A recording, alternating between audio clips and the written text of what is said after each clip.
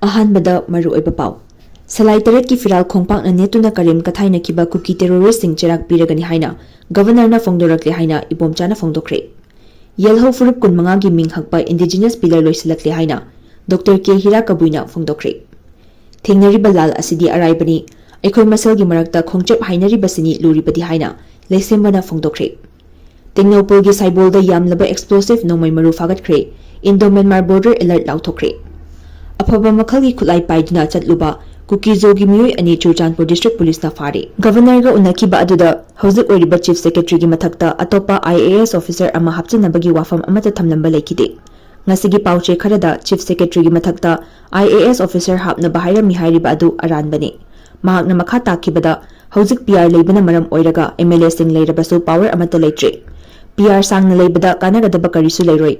Popular government ama leibagi tangai fadaba leibana maram oiraga athupada lengak semba yanaba punna hotnaminarasi haiki. MLA Ibomcha na makha takhibada MLA singi maikaidigi numit kharani gi mamangda afaba makhalgi khutlai paiba Kuki terrorist kharana Salai taret ki Firalda Karem Kathainakhiba tawkhiba lichat aduna matam khara ingtharuraba lal asi amuk hawgalaknabagi machak oirakadawre. Mara leiba sing faraga matik chaba Cheirak pibinaba haizaki. Governor gi maikaidagi kangpokpida Nongmai pairaga football sanabada yaukhiba sing fagatkibagum Salai taret ki Firalda tawhaidaba thabak tawkhiba sing fagani haina thajaba pirakhi. MLA singi maikaidagi PR lakpadagi nakal anigi marakta nongmai kapnaba lephanba ngamduna leiriba lal asida achauba awanba ama purakpa ngamle. Nongmai kapnaba leppa ngamkhrabasu lengaki maikaidagi National Highway singda free movement yahangani haina lauthokibadudi thabakto onthokpa ngamdabana miyamna lengaki mathakta wahang kaya hangnarakle. Maram asina hojik wari sanaba hawriba asi athubada tangdu leitaba purakpa ngamnaba khongjal yangkhathanbiyu. Governor na khulai phagatkari haina thokhiba yathang adugi matung ina tampaktagi khulai kaya fagatkibagum chingdagi so fagatpiyu haina hairami. Hauzik miyamna thengnariba awaba singi matangda ngarang langthabal kendragi MLA Karam Shyam, Lamlai kendragi MLA K. Ibomcha Patsoi kendragi MLA Sapam Kunjekesor, Konthozam kendragi MLA Dr. Sapam Ranjan, Wabagai kendragi MLA Dr. U. Deben, Sagoban kendragi MLA R.K. Imo, Nungba kendragi MLA Dinganglung Gangmena saruk yaduna Governor unakhibani.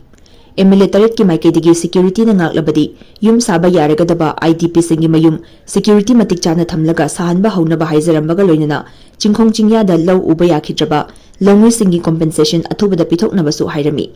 MLA taret na thamliba wafam pumnamak thabakto onthokani haibagi thajaba pirakhi haina mahakna makha takhi. Governor ga unakhiba aduda hauzik oiriba Chief Secretary gi mathakta atopa IAS officer ama hapchinabagi wafam amata thamlamba laikide. Ngasigi pauche kharada Chief Secretary gi mathakta IAS officer hapna bahaira mihairiba adu aranbane. Mahakna makha takhibada hauzik PR leibana maram oiraga MLA sing leirabasu power amata leitre. PR sangna leibada kanagadaba karisu leiroi. Popular government ama leibagi tangai fadaba leibana maram oiraga athupada lengak semba yanaba punna hotnaminarasi haiki. Afaba makhalgi khutlai paiduna chatluba Kuki zogi miyoi ani Churchandpur District Police na fari.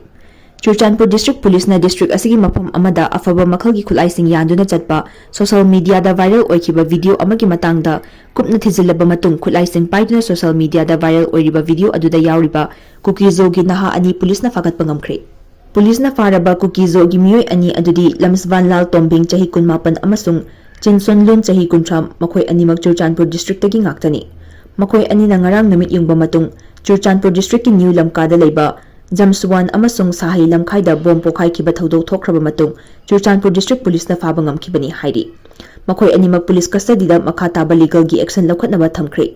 Amaromda Churchandpur District Police na WhatsApp group channel link singda kanglup masal khatnaba yaba paw sing thagatuna mipai hanba amadi public ta akaiba piba singi mathakta FIR taruk register tawkhre hairi. Tengnopol gi Saivomda yamlaba explosive nongmai maru fagatkhre. Indo-Myanmar border alert lauthokre.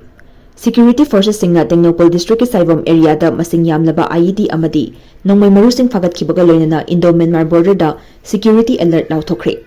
Hairiba security ki alert asi Central Security Force na local police ka loinana ngarang Tengnopol district ki Saivom khulda khudakta pangthokiba search operation singda magazine ga loinana country-made 9mm pistol ani 9mm ammunition mari improvised explosive device tara hand grenade nipan amasung bomb pistol nipan phagat pangamki hairi. Official source na hai chathakiba operation asi intelligence ki report matung ina Saivom khulgi area da insurgency group ki miyoi sing changsilakadawi haibagi paw phangbadagi security personnel singna metal detecting amadi sniper dog sing sizinaduna mafam aduda pak sana chathakiba search operation aduda hariba polam sing asi phangba ngamkhibani.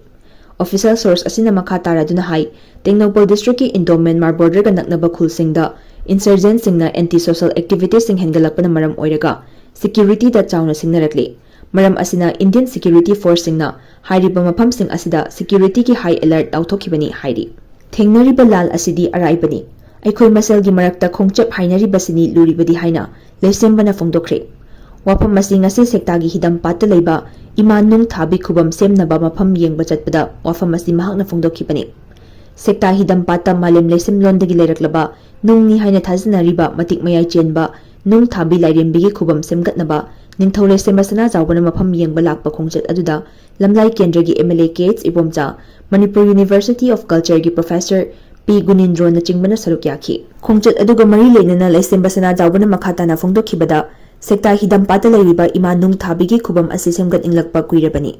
Sekta khulgi miyut singna khubam semgat pinaba nauhonana amok ningsinglakpadagi semgatnaba tharang tawrakpani. Khubam asi athubada semlagani.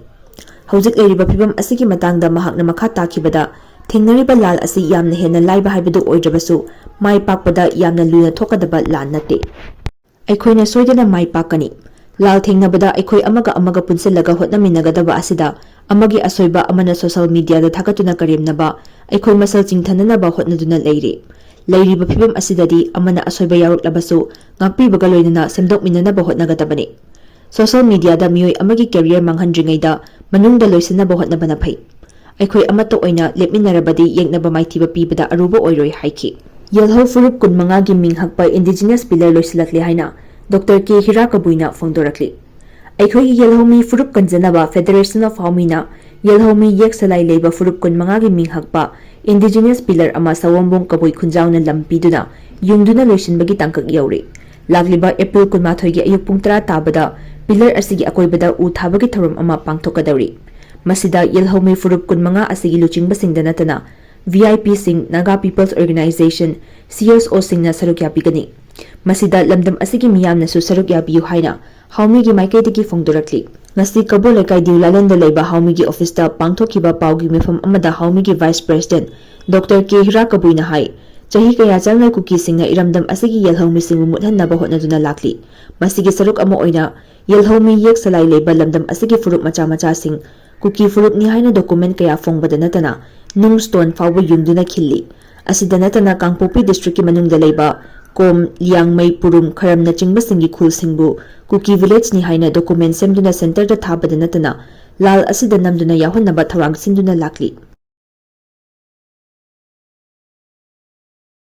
Makhoigi pandamdi Manipur machet tana thugaiduna lal asida apikpa furup sing asibu victim oihanduna usinsinnaba hotnabani.